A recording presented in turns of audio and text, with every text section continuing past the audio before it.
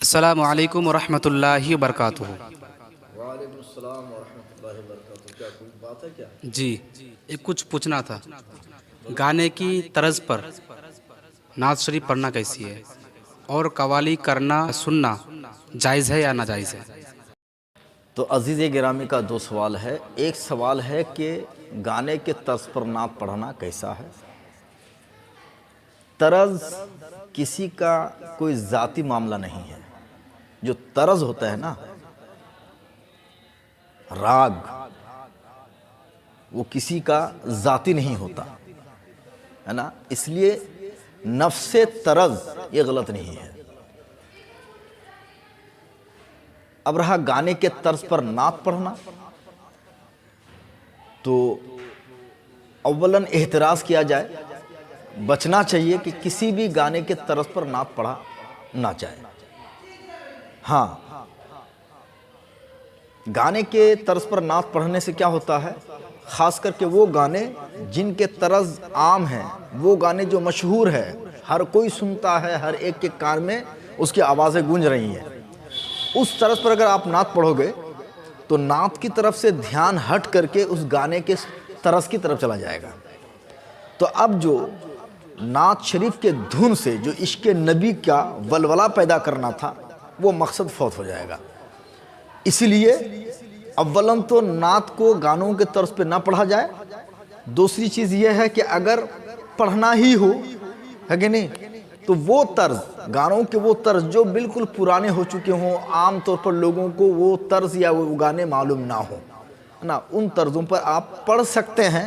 اور اگر اتفاقیہ آپ طرز کرنے جا رہے تھے مگر آپ کا طرز ارادہ نہیں تھا، مقصد نہیں تھا، قصد نہیں تھا کہ ہم کو گانے کے طرز پر نعت پڑھنی ہے، مگر آپ طرز کرتے کرتے ہے نا گانوں کے طرز پہ اٹیچ ہو گیا، تو یہ ناجائز و حرام نہیں کہا جائے گا۔ البتہ پھر بھی ہے نا جو مشہور اور عام زبان زد گانے اور اس کے طرز ہیں، ان سے بہرحال اعتراض کرنا چاہیے۔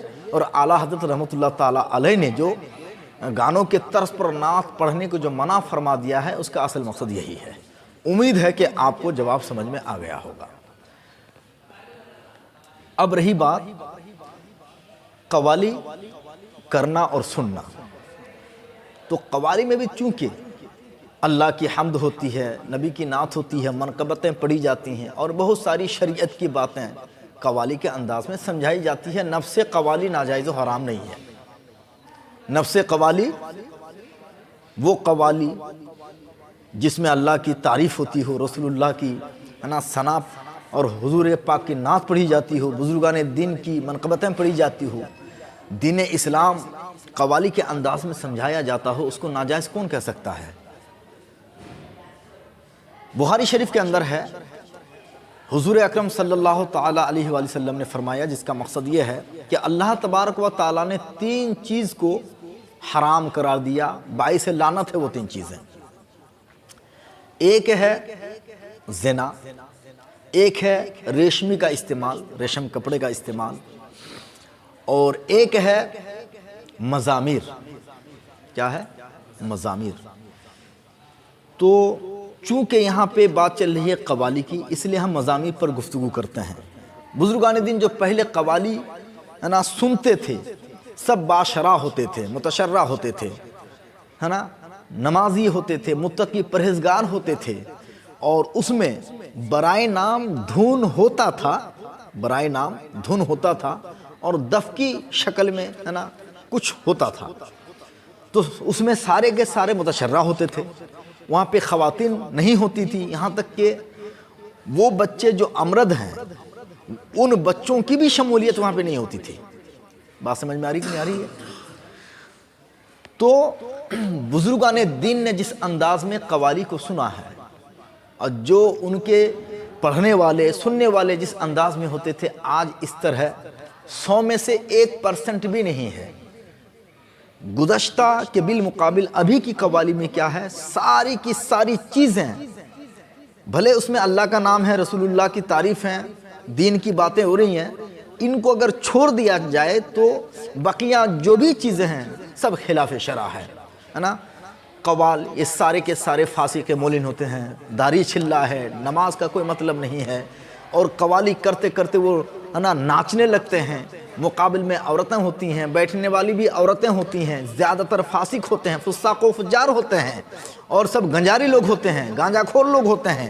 یہاں تک کہ سننے میں آیا ہے کہ بہت سارے قوال لوگ شراب تک پیتے ہیں، نعوذ باللہ من ذالک، اور اس میں ڈھول، ڈی جے، سارنگی اور لہویات اور کیا کہتے ہیں آلائے لہو کے جتنے بھی آلہ ہو سکتے ہیں جس سے ان کو ڈانس کرنے میں، رقص کرنے میں، بدن کو حرکت دینے میں جتنا اس کو مدد مل سکے، وہ تمام آلائے لہب و لعب وہاں پہ لاتے ہیں، اور پھر اس کے ذریعے سے دھن کو کیا کرتے ہیں، وہ گرماتے ہیں۔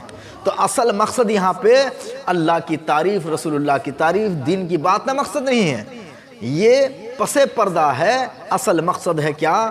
لوگوں کی بھیڑ جمع کرنا ہے اور لوگوں کو ایک غلط راہ پہ چلا دینا ہے۔ الغرض ما حاصل یہ ہے کہ قوالی میں چونکہ بے شمار خرافات، ناجائز و حرام کاموں کا ارتکاب کرنا پڑتا ہے، بے شمار فتنہ اور فسادات کا باعث ہے، اسی بنا پر یہ ناجائز و حرام ہے۔ اگر آج بھی باشرہ لوگ بغیر ڈھول باجے اور بغیر سارنگی اور بغیر مزامیر کے اگر آج بھی اس طرح سب متشرع ہوں، باشرہ لوگ ہوں، اور کیا کہتے ہیں ایک دھن کے ساتھ اللہ و رسول کی تعریف کریں، سنیں، تو آج بھی وہ جائز ہے۔ مگر چونکہ وہی غلط چیزیں، فتنہ اور فساد میں مبتلا کرنے والی چیزیں، ڈھول باجے وغیرہ، ان چیزوں کی شمولیت کے بعد ہی قوالیاں ہوتی ہیں، اور سارے کے سارے لوگ فاسق و فاجر ہوتے ہیں، علل اعلان گناہ کرتے کراتے ہیں، لوگوں کو فتنہ میں مبتلا کرتے ہیں، مرد و زن کا اختلاط ہوتا ہے۔ انہی شریعت کے خلاف ان امور کے پائے جانے کی وجہ سے ناجائز و حرام ہے۔ اس لیے ہم آج کے دور میں ہونے والی قوالیوں کی اجازت نہ سننے کی دیتے ہیں اور نہ کرنے کی دیتے ہیں۔ امید ہے کہ آپ کو جواب سمجھ میں آ گیا ہوگا۔ اللہ ہم سب کو ہدایت کی توفیق عطا فرمائے۔ السلام علیکم ورحمۃ اللہ۔